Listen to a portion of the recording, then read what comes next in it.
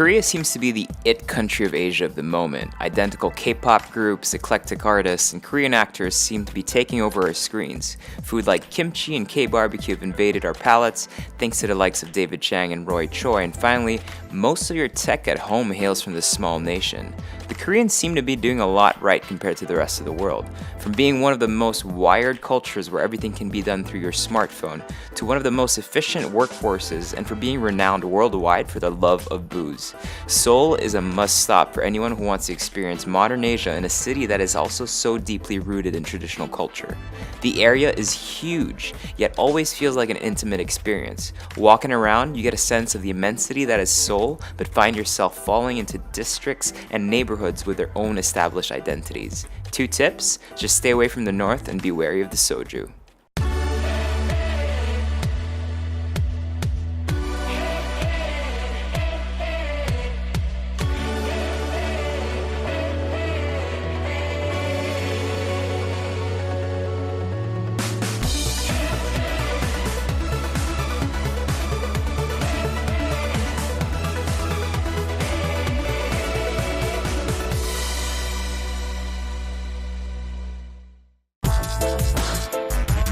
We're here in Seoul, and I am absolutely so excited for this episode.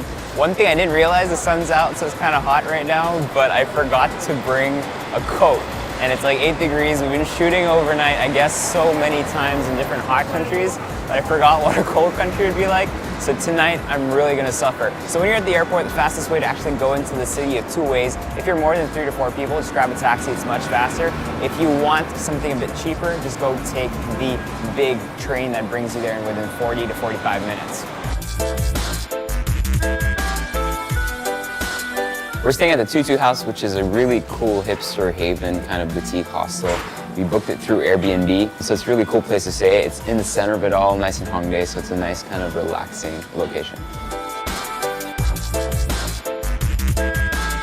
Seoul's a very spread out place. There's lots of different places you could actually stay at. So it's very essential to really focus and select the ones that you really want to be around all the central action. When I come to Seoul, I personally like staying in the areas of Hongdae and Itaewon. More laid back, kind of a hipster vibe, very kind of relaxed. Lots of different places to see, not as crowded, but still very interesting and still essential to the way people in Seoul live their lives. And it's also really cool because there's always something at every corner that you can kind of discover as you go along. Seoul is a huge city with lots of different areas. This makes it difficult to establish a sense of direction. They actually are not designated by the government, just more so informally to distinguish the different areas. If you're like me, then you'll prefer Hongdae and Itaewon, places with lots of young people, bars, restaurants, and a hip vibe. Seongsu is an up-and-coming district with lots of art spaces and cafes. Sinchon, Seundaeum, Mapo, and Ewa all border the area of Hongdae and are not as central. Gangnam is probably the only place worth staying south of the river. However, it's crowded and resembles just a big modern downtown city. The Jogno and Gyeongbok areas are great for those who just want to see the traditional areas of Seoul.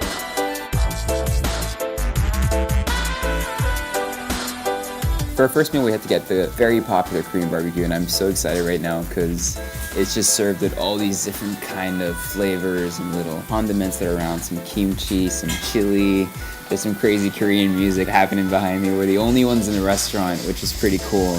It's really cold out, so it's fantastic to just be here in front of a hot bowl of soup that comes complimentary with all these dishes, and just the meat that you can just constantly grill for yourself. So we have some nice fat pork belly and then some kind of beef shoulder cut, I think. I'm so excited to eat all this.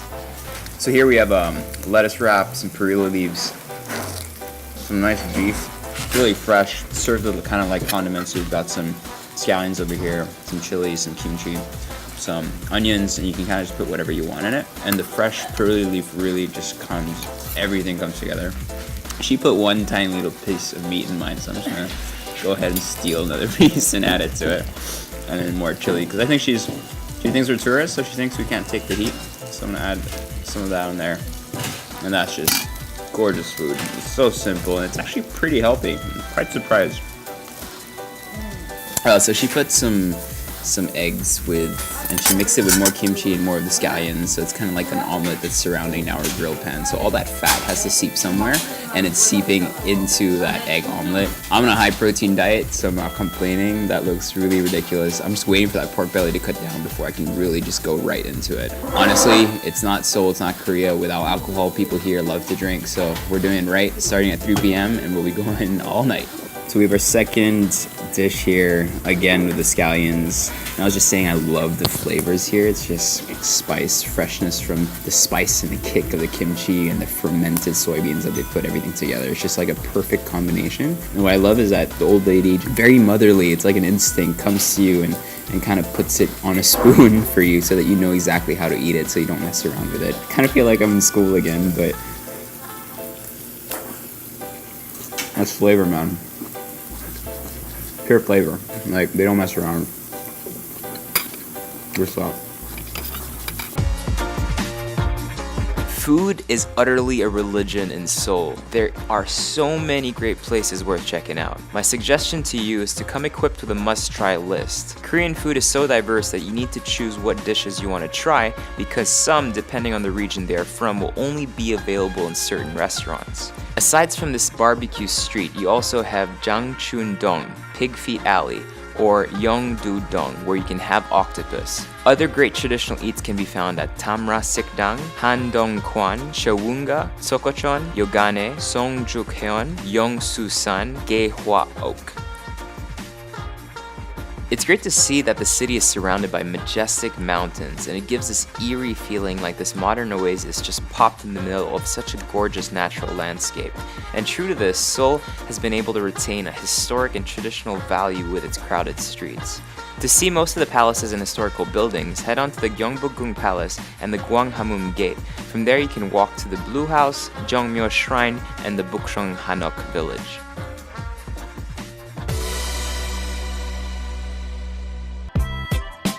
Seoul is chock full of good street food, so always keep your eyes open for different treats. Some of our favorites were the odeng fish cakes, drug gimbap, long sushi-like fare, and hoteok, a pancake with lots of sweets in it. So we're trying out the famous spicy rice cakes, and then we saw that they had the split sausage, quite popular over here. Yeah. Thank you. That's exactly what it states. It's basically like a rice dumpling with no filling. And just has this really intense kind of red chili coating to it.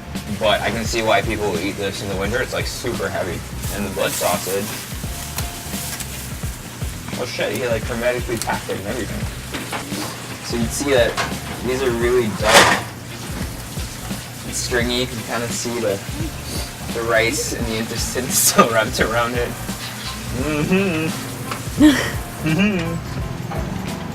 Oh wow, the rice noodles, the glutinous as well. So I get a lot of just jelly and mush in my mouth right now. I think I still want that fried chicken. And some soju and alcohol, lots of alcohol.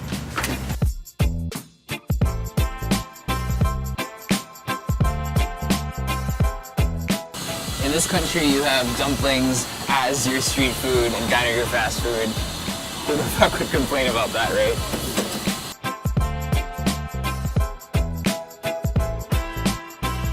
I know we're gonna be eating a lot of pork and kimchi, but if you put in a dumpling for me, it just makes even more sense. And that steam that just comes out is just so invigorating. It makes you so excited to take it in. Even when it's hot like this, like your hands get moist. So we got pure meat, pork dumplings, steamed. They're absolutely massive. They're about 3 inches long. I hope this redeems the spicy rice cakes. Don't hate me. Didn't like it. Not my favorite thing. I think this will do much better than that. Sweet Jesus, these are humongous.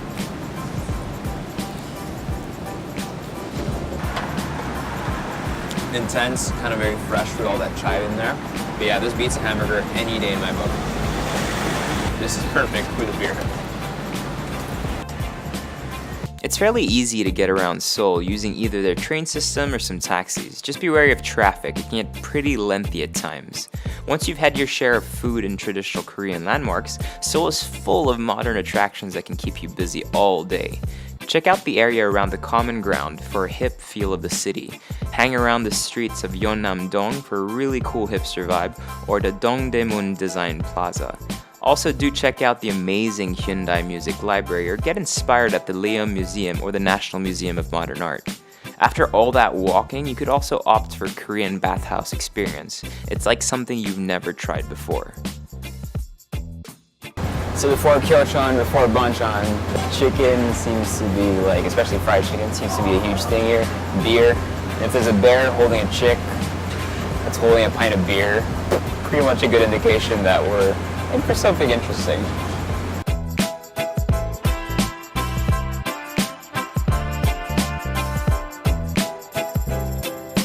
So we're listening to hipster music, and I love it in Seoul. Each time we're in a place, they actually make you open your own beer. Makes total sense to me. Now, each time you see me traveling alone, you might think that I'm drinking this for 3, but there's actually 2 people right here, so don't worry about me too much. Chicken's about to arrive. Some potatoes. One thing was already sold out. That's how popular this place is, so hopefully it's good. Cheers. Who's gonna get fucked up? Everyone's gonna get fucked up.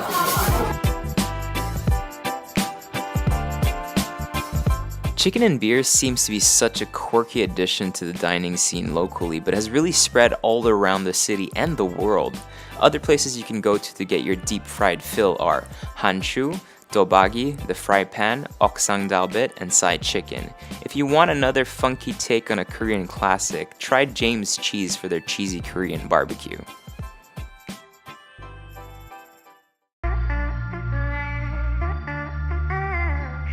All the weirdos come out at night. No, not really, but it does feel that way sometimes. All of a sudden, the streets are flooded with well-dressed hipsters, good-looking girls and boys, all looking for revelry, and random tets are set up all over the place where after-work employees can huddle in the warmth and just continuously take shots of soju. If you see one, enter and be prepared to stumble out of it. Koreans are very talkative in bars and will gladly show you some of their most fun drinking traditions. Be a yes man and say yes to everything and you'll have a great time. Most of the activity is centered around Hongdae and Itaewon. Some of our favorite bars were Robin Square, Southside Parlor, Sangsu-ri, Magpie, Wolhyang, Bar Da, Full Moon, or Le Chamber. If you're past the wee hours and want to have a bigger night, try out Pistol, Cake Shop, Club Move, Brown, Glamour, or Tea Lounge. And if you're still hungry after all that liquid courage, head on to the 24-hour shop Nguyen Jip to absorb all that alcohol, or wait for Ha Dong Kwan to open to grab breakfast. 서로 사랑하기도 하고 싫어하기도 하지만 사랑하는 점을 꼽자면은 사람들이 항상 되게 활동적으로 살고 있고 열심히 살고 있는 모습들이 곳곳에서 보이기 때문에 그게 서로 사랑하는 것 중에 이유 중에 하나라고 생각을 합니다. I love that Seoul is just open 24 hours, that you can go anywhere in the city and just have an adventure. Go into a restaurant at 2 a.m. in the morning, drink soju and samgyeopsal, and then around like 5 a.m. go to a park and just run, and it's a beautiful city. That's why I love Seoul. Seoul is amazing. I have my friends here. I love the food. I love the nightlife. Everything you can ask for is actually here. But yeah, to top it all, I have my best friends here, so I keep on coming back. After a long night of drinking, wake up early and have some coffee at Coffee Libre, Yeonnam-dong, Blut, Anthracite, or Takeout Drawing. And once you've had your fill, hit the markets. You could go to Gwangjang Market for a great and varied selection of Korean street foods and small stall eats. Everything from pancakes to barbecue to fresh kimchi is available here, and it serves as a one-time big-time food fest. Or you could head out to the fantastic Noryangjin Fish Market like we did. Just go to a vendor, choose your seafood, head up upstairs and have it cooked multiple ways. Make sure to be courageous. We chose our fish, basically our shrimp and our octopus. So what I have in front of me, I call him Mr. Squiggles. Sorry to all the vegans out there.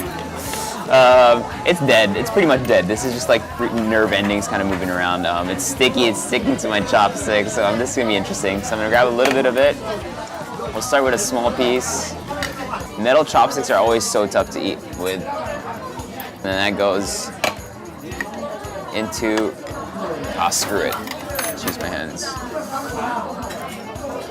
Some sesame oil.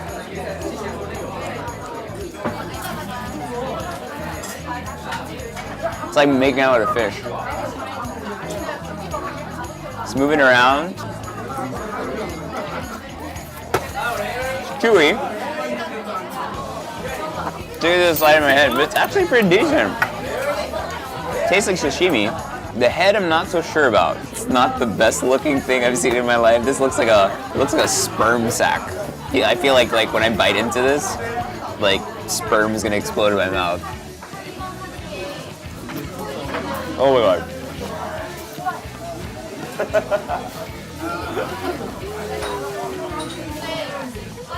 It's like throbbing.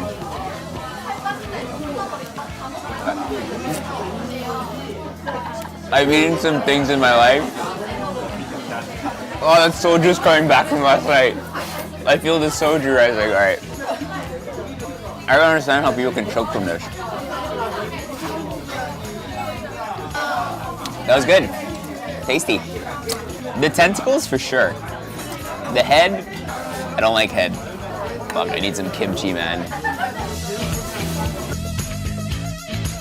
This shrimp's so fresh. I asked for soup, I don't know where that is, but I like the way it's cooked. It's almost toasted.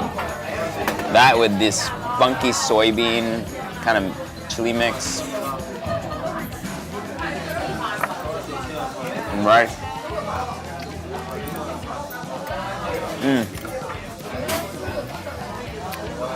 That hit the spot, man.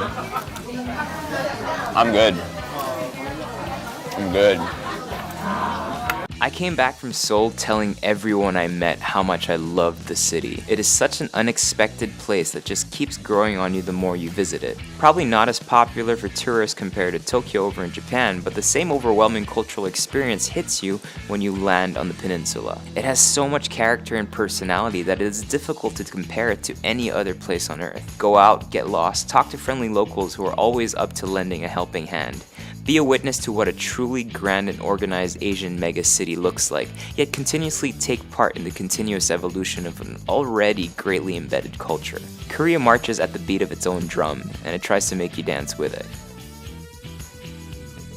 Make sure to follow me on Facebook, Instagram, Twitter, and Snapchat for updates and behind-the-scenes pictures and videos. We would like to thank Access Travel and Tours for making this trip possible and organizing all our logistics for us. Check out their site for more information. So Overnight Seoul was brought to you by our good friends at Cebu Pacific, and here's a quick travel hack to make your travel life easier. You know that person when you're going through security that's always fumbling for things, taking off the belt and the shoes and the jacket and everything? I tell people to always travel hand ready, which means get a backpack or get a bag where you can really reach anything with your hands. That way you don't need to keep things in your pockets. Always travel with pants that don't necessarily need a belt, and travel with shoes that you can just slip in and out of.